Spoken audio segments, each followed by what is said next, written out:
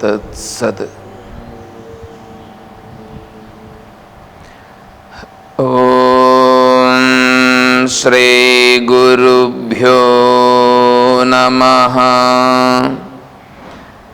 ఓం సదాశివసమారంభాం శంకరాచార్యమధ్యమాం తత్వవిదానందపర్యంతం వందే గురుపరంపరాం.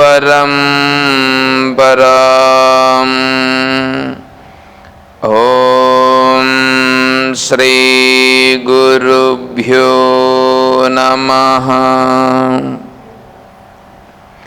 పూజ్య గురుదేవులు తత్వవిదానంద సరస్వతి స్వాముల వారి దివ్య చరణారవిందములకు ప్రణమిల్లుతూ పరిపూర్ణ పరబ్రహ్మస్వరూపులకు ప్రియాత్మ బంధువులారా, ఓం శ్రీ గురుభ్యో నమః.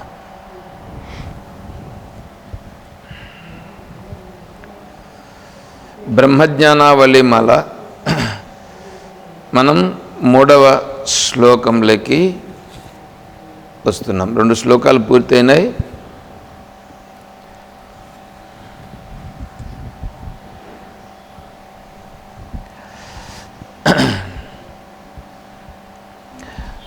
ఓం నిత్యశుద్ధ విముక్తోహం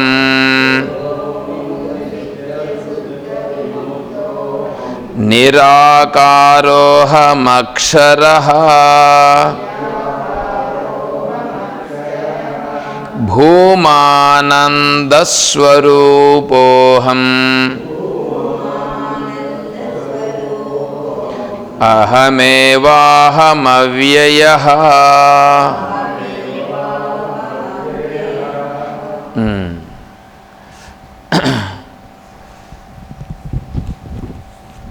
అహం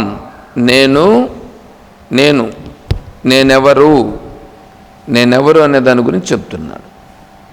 నేనెవరు? మామూలుగా మీరెవరు అంటే ఏం చెప్తుంటారు?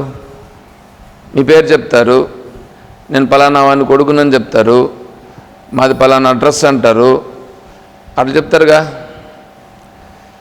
అలా చెప్తున్నారనంటే మీరు శారీర భావనలో బాగా కూరుకుని పోయినారు అని అర్థం. మీ పేరు చెప్పారనుకోండి, అది శరీరానికి పెట్టిన పేరా లేదా మీ ఆత్మస్వరూపానికి సంబంధించిందా? శరీరానికి సంబంధించినది. పలానా వాళ్ళ కొడుకు అంటే అది కూడా శరీరానికి సంబంధించిందే.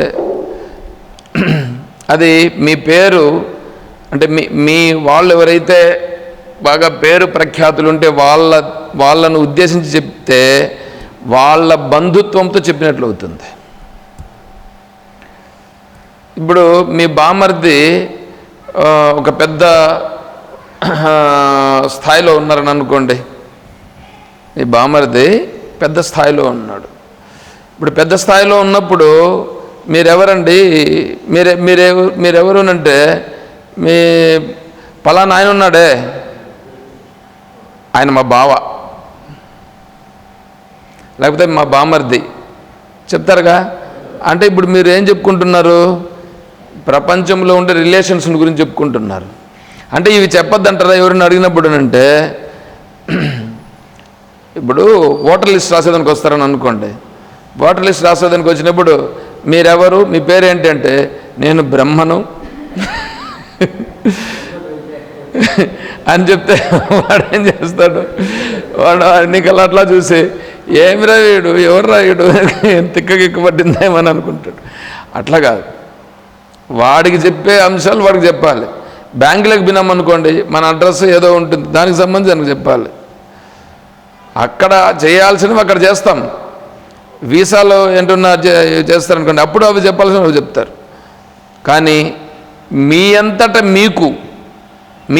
మీకు ఏమని ఉండాలా?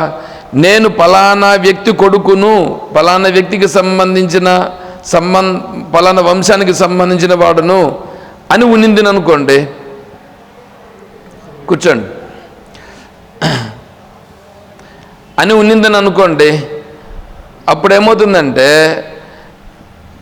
మీరు అప్పుడు శరీర భావనలో బాగా ఉన్నట్లు లెక్క. శరీర భావనలో బాగా ఉన్నట్లు లెక్క. అలా కాకుండా మీ అంతటా మీకే నేను శరీరమా, నేను శరీరం కాదు. ఈ శరీరం అనేటువంటిది కర్మ కొద్దికి వచ్చింది, కర్మను అనుసరించి ఈ శరీరం వచ్చింది. ఫలానా వాళ్ళ గర్భములో పుట్టాల్సి ఉంది కాబట్టి ఇలా పుట్టినాను, ఫలానా ప్రదేశంలో అనుభవించాలని ఉంది కాబట్టి ఇది అనుభవిస్తున్నాను. ఇదంతా కర్మకు సంబంధించినది. మరి నేనెవరు? నేను చిదానందరూప శివోహం. చిదానందరూప శివోహం. నేను జీవస్వరూపుణ్ణి కదా, జీవం కదా. నేను జీవం అంటే దాన్ని శాస్త్రం ఏం చెప్తోంది? చిదానందరూప కిం తద్బ్రహ్మ కిమధ్యాత్మం అని అంటే అక్షరం బ్రహ్మ. అక్షరం బ్రహ్మ. అక్షరం అంటే నాశనము కానిది బ్రహ్మ. మరి నేను కూడా నాశనము కానివాడను. నేను కూడా నాశనం కానివాడను. నేను నాశనం అయ్యేవాడా? నేను కూర్చోండి గారు, నేను నాశనం కానివాడను. నాశనం అయ్యేవాడని మీరేమన్నా అనుకుంటున్నారా? నాశనం అవుతారా మీరేమన్నా? నాశనం కారు. నాశనమయ్యేది శరీరం. శరీరం కూడా నాశనం కాదు. శరీరము పంచమహాభూతముల చేత తయారై ఉన్నది, తిరిగి పంచమహాభూతములలో కలుస్తుంది, అంతే. ఇప్పుడు మీరు మీకు ఒక 50 సెంట్లు నేల ఉంది, దాంట్లో మీరు ఇల్లు కట్టాలని అనుకున్నారు. ఒక 2 సెంట్లలో ఇల్లు కట్టాలని అనుకున్నారు, మిగతాదంతా ఖాళీ ప్రదేశం పెట్టేది చేయాలని అనుకున్నారు. ఆ 2 సెంట్లలో ఇల్లు కట్టాలంటే ఏం చేస్తారు? ఆ కొండేటువంటి అంతా క్లీన్ చేస్తారుగా. క్లీన్ చేసి ఆడ మామూలుగా ఏమంటారంటే 6 అడుగులు మట్టిని తీసి తోలేసి 6 అడుగులు వేరే ఇసుకతో నింపాలని అంటారు. ఎందుకంటే ఎవరైనా చనిపోయినప్పుడు అక్కడ వాళ్ళను వేసి ఉండవచ్చు. మీకేమన్నా తెలుసా? నాకేమన్నా తెలుసా? ఇక్కడ ఎవరిని భూస్థాపితం చేశారు ఏమన్నా తెలుసా? తెలియదు మనకి. శ్రీరామచంద్రుల వారు జటాయువు తన శరీరం విడిచిపెట్టినప్పుడు, సంపాతిన జటాయువు విడిచిపెట్టినప్పుడు లాస్ట్లో నేను మీ తండ్రి నేను ఇద్దరు స్నేహితులమయ్యా అని చెప్తుంది. చెప్పి సరే రావణాసురుడు ఇట్లా సీతమ్మను తీసుకెళ్ళినాడు, ఈ సమాచారం నీకు తెలియజెప్పేదాని కొరకు నేను బ్రతికున్నాను, వాడికి నాకు యుద్ధం జరిగింది, దాంట్లో అతను అన్యాయంగా అధర్మంగా నన్ను యుద్ధములో నా రెక్కలు తెగగొట్టినాడు అని చెప్తాడు. ఇప్పుడు నాకు మరణకాలం ఆసన్నమైనది, సరే నిన్ను నేను ఒకటే కోరుకుంటాను, నాకు దహన క్రియలు జరిపించుము. నాకు దహన క్రియలు ఎక్కడ అంటే వేరే వాళ్లకు చేసిన దహన క్రియలు చేసిన ప్రదేశంలో కాకుండా చేపించుము అని అడిగితే సరే అని చెప్పి రామచంద్రుల వారు అలా జరిపిస్తారు. అలా జరిపించాలంటే ఎక్కడ చూసినా ఏ భాగంలో చూసినా ఎక్కడో ఒక జాగాలో ఎవరినో ఒకరిని సమాధి చేసి ఉన్నారు. అంటే ఏమైంది? అప్పుడు భూమిపైన అంతా ఎక్కడైనా సరే సమాధి చేసి ఉన్నారు. సరే, తర్వాత ఇంక వారు వేరే విధంగా దహన క్రియలు చేపిస్తారు. సరే, ఇప్పుడు ఎందుకు చెప్తున్నామంటే ఈ వాస్తు అనేటువంటిది చూసినప్పుడు 6 అడుగులు తీసేసాంగా. 6 అడుగులు తీసేసి అక్కడ వేరే మట్టితో నింపి ఇప్పుడు ఇల్లు మళ్ళీ కట్టడం ప్రారంభిస్తారు. ఇప్పుడు ఈ 6 అడుగులు తీసేశారుగా మట్టి, ఇప్పుడు 6 అడుగులు వేరే దానితో నింపినారా లేదా? నింపి అక్కడ మళ్ళా ఇప్పుడు బిల్డింగ్ కడతారు. ఆ బిల్డింగ్ కట్టాలంటే దానికి ఇటుకలు, సిమెంటు, ఇసుక అవన్నీ ఉపయోగిస్తారుగా. అవన్నీ మట్టిలో ఉండేటివి ఎక్కడో ఒక జాగాల నుంచి తయారై వచ్చినవే కదా అవి. అంటే ఒక ప్రదేశంలో మట్టిగా ఉన్నటువంటివి అవి ఒకటి ఇసుక అయింది, ఒకటి సిమెంట్ అయింది, ఇంకొకటి ఇటుకలు అయినాయి కదా. వాటిని ఇంకొకటి ఈ కొయ్యలు అయినాయి. వీటిని తీసుకొచ్చి ఇప్పుడు మనం ఇల్లుగా నిర్మాణం చేసుకున్నాం. ఇప్పుడు ఇల్లు అంటున్నాం. ఆ తర్వాత ఏమవుతుంది? అది దాన్ని మళ్ళీ ఎప్పుడు అలాగే ఉంటుందా? కొంతకాలం ఉంటుంది, మళ్ళీ పోతుంది. అది పోయినప్పుడు దాన్ని ఏం చేస్తాం? దాన్ని మళ్ళీ తీసేస్తాం. అంటే ఇప్పుడు ఏమైంది? ఎక్కడెక్కడి నుంచినో ఉండేటువంటి మట్టిని తీసుకొచ్చి ఇక్కడ ఒక జాగాలో నిలబెట్టినాం. ఇప్పుడు మళ్ళీ అది పోతుంది. అంటే ఒక జాగాలో ఉండే మట్టిని తీసుకొచ్చి ఇక్కడ నువ్వు ఇల్లుగా కట్టినావు, మళ్ళీ అదే ఇల్లు మట్టిలో కలిసిపోతుంది. అలాగే నీ శరీరము కూడా, ఈ శరీరం కూడా ఏమవుతుంది? ఈ పంచమహాభూతముల నుంచి తీసుకొచ్చి ఇక్కడ వేసినాం, దీన్ని ఇల్లులాగా నిర్మాణం చేసుకుని ఉన్నాం. మళ్ళీ ఇదేమవుతుంది? ఇది దాంట్లో కలిసిపోతుంది. కాబట్టి ఈ శరీరం ఎవరిది? పంచమహాభూతములదా లేకపోతే వేరే ఇంకెవరిదన్నా? పంచమహాభూతాలకు సంబంధించినది ఈ శరీరం. మరి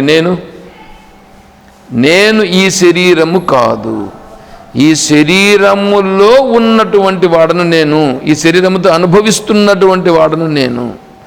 జీవరూపంగా అనుభవిస్తున్నాగా, జీవుడుగా నేను అనుభవిస్తున్నాను.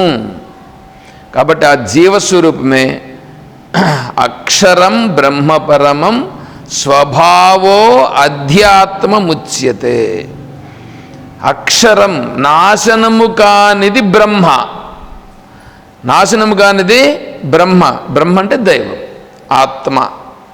అదే నేను. ఈ శరీరములో కూడా నాశనము కానిది జీవరూపంగా ఇక్కడ ప్రకటింపబడుచున్నది. జీవరూపంగా ఇక్కడ ప్రకటింపబడుచున్నది. కాబట్టి నేను జీవుడను, జీవము, నేను జీవము. ఇప్పుడు నా అంతటా నాకేముండాలా? నేను జీవము అని ఉండాలి, కానీ నేను శరీరం అని ఉండకూడదు. ఎప్పుడూ ఉండకూడదు, ఎప్పుడు ఉండకూడదు. వేరే వాళ్ళతో మాట్లాడి నీ అడ్రస్ చెప్పేటప్పుడు నీ అడ్రస్ చెప్పు, వాళ్ళ కోసం వాళ్ళకు నీ పేరు చెప్పు, కాదని చెప్పట్లేదు. కానీ నీ మనస్సులో, నీ భావనలో మాత్రము వాళ్లకు ఆ పేరు చెప్పాల్సింది కాబట్టి దానికోసం చెప్తున్నాను. కానీ నేను మాత్రము శరీరము కాదు. ఇది సాధకుడుగా ఉండేవాడికి ఉండవలసినది.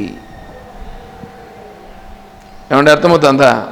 కాబట్టి నేను బ్రహ్మకు సంబంధించిన వాడను. బ్రహ్మకు సంబంధించిన వాడు కాదయ్యా బాబు.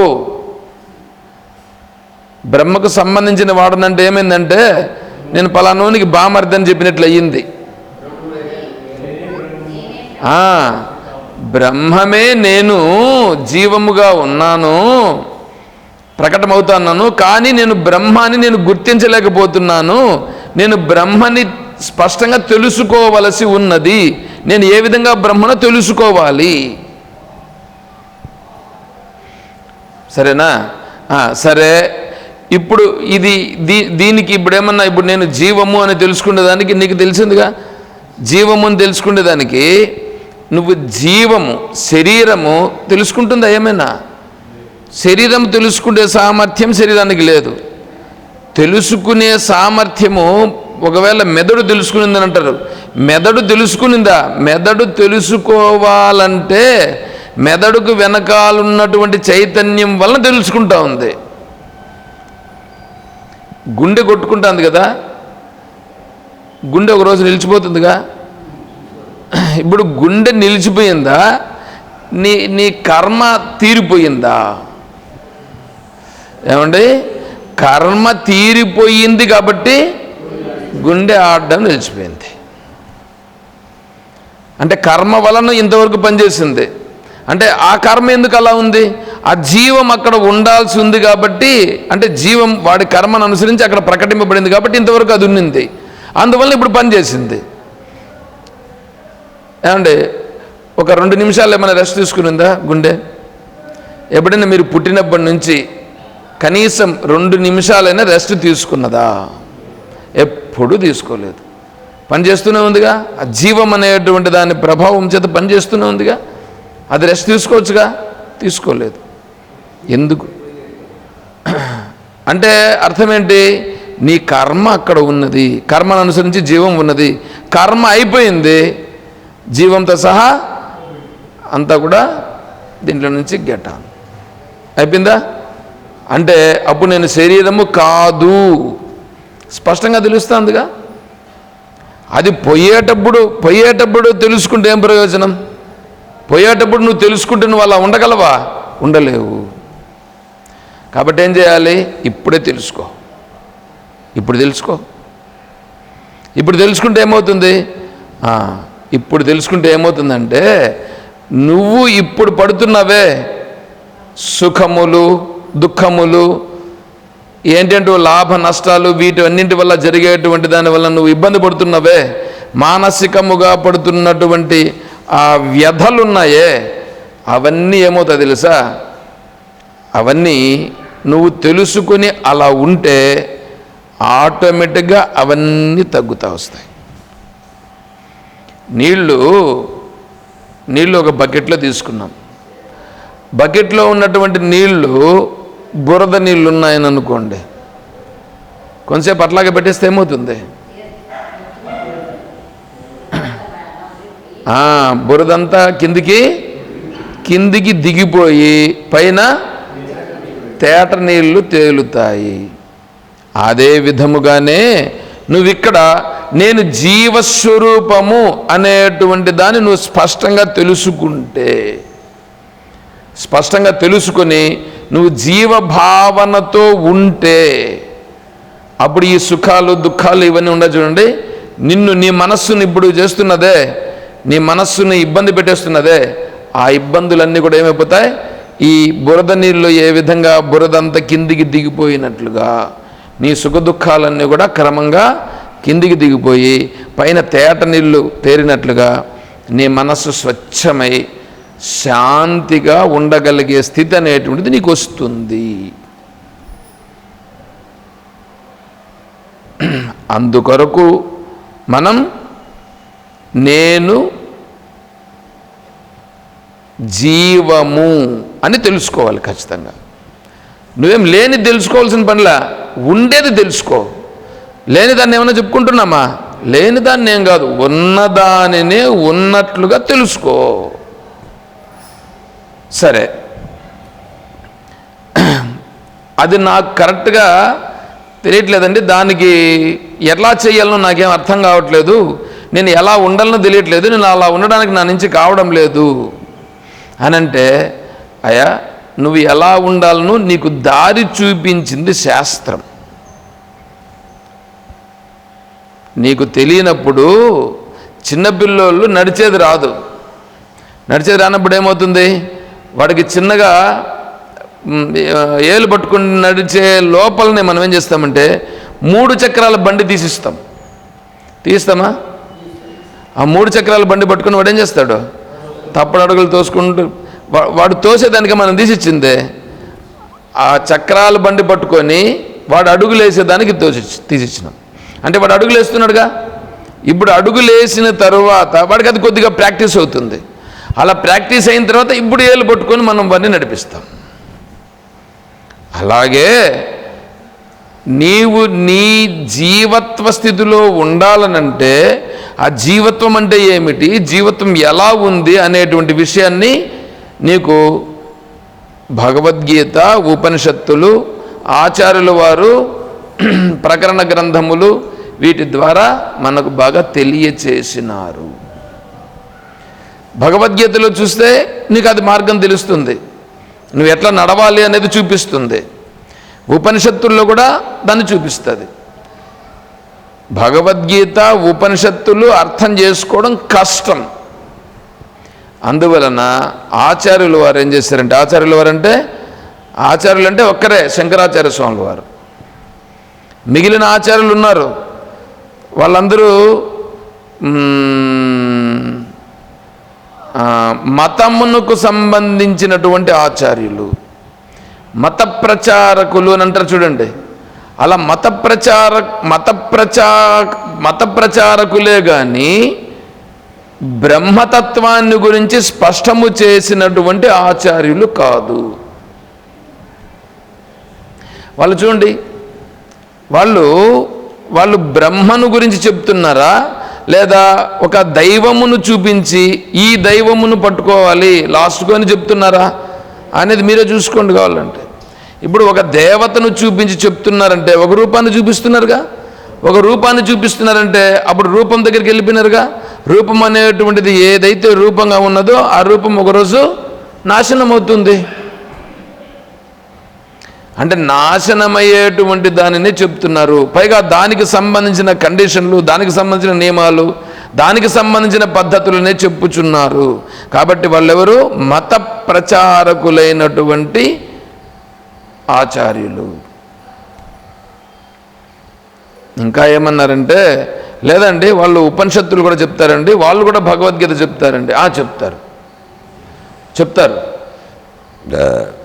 ఉపాసనారూపంగా ఉన్నటువంటి ఆచార్యులు వాళ్ళు ఉపాసనా పరంగా చెప్తున్నారే కానీ ఆత్మతత్వాన్ని తెలుసుకునేటట్లుగా చెప్పుటలేదు.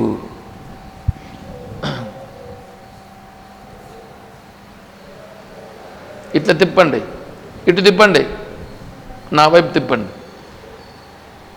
చాలు.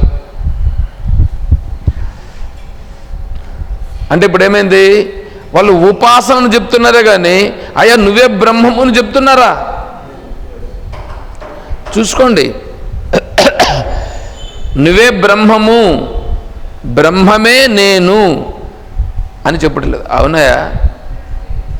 మీరు చెప్తా ఉండేది కరెక్ట్ అని ఏంటి గ్యారంటీ? మీరు చెప్తా ఉండేది అది కరెక్ట్ అని ఎట్లా నమ్మాలి? వాళ్ళు చెప్పేది ఉపాసన చెప్తున్నారు అని మీరు అంటున్నారు, మీరు చెప్తా ఉండేది మాత్రం కరెక్ట్ అని ఎట్లాగా? అవసరమా కాదా? అంటే దానికి ఏం చేస్తున్నారంటే, చూడప్పా, వేదమును సృష్టిలో ఉండే ప్రతి ఒక్కడు సహయజ్ఞా ప్రజా సృష్ట్వా పురోవాచ ప్రజాపతి. ఈ సృష్టిని నిర్మాణం చేసినప్పుడే మీరు ఎలా ఉండాలనో మీకు మార్గదర్శనం చేస్తూ వేదము కూడా సృజించబడినది. ఆ వేదములో చెప్పినటువంటిది ప్రమాణం, వేదమే ప్రమాణం. ఆ వేదం నుండి వచ్చింది కాబట్టి భగవద్గీత ప్రమాణం. ఆ వేదం నుంచి వచ్చింది కాబట్టి ఉపనిషత్తులు ప్రమాణం. అయితే మిగతాటి కూడా ప్రమాణమే, వాళ్ళు చెప్తానట్టు కూడా ప్రమాణమే. అయితే దానిలో కర్మ, ఉపాసన, జ్ఞానం అని ఉన్నాయి. కర్మ అనేటువంటిది నీకు అంతఃకరణ శుద్ధికి ఉపయోగపడుతుందే కానీ నీవు శాంతిగా ఉండగలిగేటట్లుగా చెయ్యలేదు. మీరు కర్మలు చేస్తూ ఉన్నారు కదా, ఎన్ని రోజులుగా కర్మలు చేస్తుంటారు.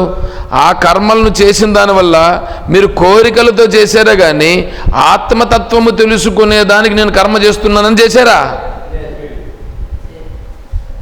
ఆత్మతత్వం తెలుసుకునేదానికి నేను కర్మ చేస్తున్నాను చేయలేదు.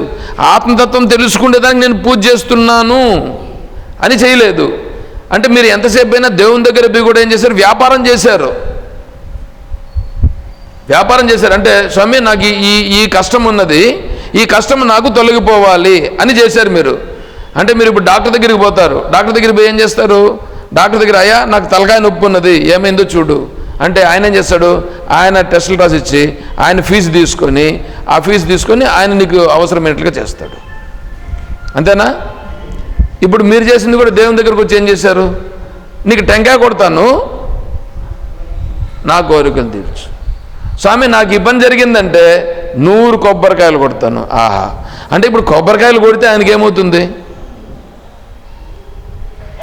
ఇప్పుడు మీరు నిలబడుకోన్నారండి, మీరు కూర్చోన్నారండి, మీ ముందరనే మీ ముందు 100 కొబ్బరికాయలు కొడతానండి.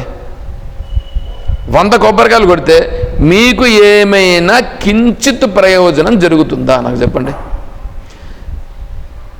కించిత్ ప్రయోజనం జరిగేట్లుగా ఉంటే చెప్పండి, ఒప్పుకుంటా.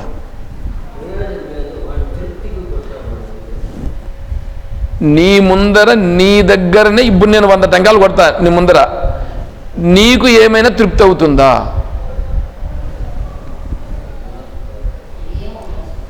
నేను అడిగేది, నేను చెప్పేదని అర్థం చేసుకొని మాట్లాడండి. నేను శాస్త్రంలోకి ఎంటర్ కావట్లేదు. శాస్త్రంలోకి ఎంటర్ కావాలంటేనే చూడండి, ఇట్లాంటి వాడి దగ్గరనే నిలిచిపోతూ ఉంటాం. ఇట్లాంటి వాడి దగ్గర నిలిచిపోతే ఇంక మీకు శాస్త్రం ఎట్లా, నేను శాస్త్రంలోకి ఎట్లా ఎంటర్ అయ్యేది? 100 కొబ్బరికాయలు నీ ముందర నీకు కొడతా, నీ ముందర కొడతా. ఈ మధ్యలో ఈ రామకోటకి వచ్చినప్పుడు ఒక అతను వచ్చాడు నా దగ్గరికి. అతను ఏం చేశాడంటే, ఇక్కడే ఈ రామకుప్పం దగ్గర ఉన్నటువంటి అతను ఏం చేశాడంటే, అతను ఒక వీడియో చూపించాడు. ఏమంటే ఆ వీడియో, ఆయన తలపైన కొబ్బరికాయలు కొడుతున్నారు.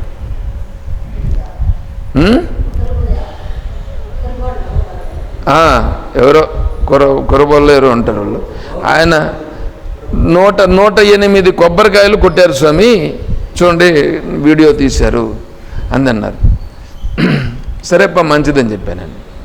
నేనేం చెప్పాలి, ఇంకా వాళ్ళకి ఏం చెప్తాను నేను? 108 టెంకాయలు కొట్టుకుంటే ఏమొచ్చింది? ఒకవేళ పొరపాటున కొబ్బరికాయ నా తలకు తగిలి ఆడేమన్నా అయితే అప్పుడు డాక్టర్ దగ్గరికి పోవాలని అవుద్దా? దానికోసం వీళ్ళు ఏం చేస్తారంటే ప్రాక్టీస్ చేస్తారు. ఫస్ట్ ఇక్కడ పిఎస్ దగ్గర అక్కడ రాముల వారి గుడి ఏదో ఉన్నదట, ఆ గుడి దగ్గరికి పోయినప్పుడు మూడు కొబ్బరికాయలు కొట్టండి స్వామి ఫస్ట్ కొట్టారంట. అంటే వీళ్ళ వంశంలో ఎవరో చేశారంట, అందుకని ఒక 3 కొబ్బరికాయలు కొట్టండి స్వామీజీ. కొట్టారు 3 కొబ్బరికాయలు. కొట్టిన తర్వాత మళ్ళీ పోయి ఇంటికి వెళ్ళిన తర్వాత మళ్ళీ దాన్ని ప్రాక్టీస్ చేసి మన ఈ పౌర్ణమికి మేము ఇది చేసాము స్వామి అని చూపించాడు. అదేమన్నా గొప్పదైనా? ఇప్పుడు ఇంకా నేను ఇప్పుడు చెప్పామని అనుకోండి, సరే చేయండి అప్ప మంచిది, సరే బాగానే ఉంది, నా క్లాసులు కూడా విను అని చెప్పి ఆయనకు క్లాసులు పెట్టించా. వింటాను స్వామి అని చెప్పాను అన్నాడు. అంటే ఇప్పుడు మనం జరుగుతున్నాయి కదా ఈ క్లాసులన్నీ యూట్యూబ్లో వస్తాయి కదా, అవి వింటే నీకేమన్నా అర్థమవుతుంది అనే దృష్టితో నేను పెట్టించా. కొబ్బరికాయ ఎందుకు కొట్టాలి? కొబ్బరికాయ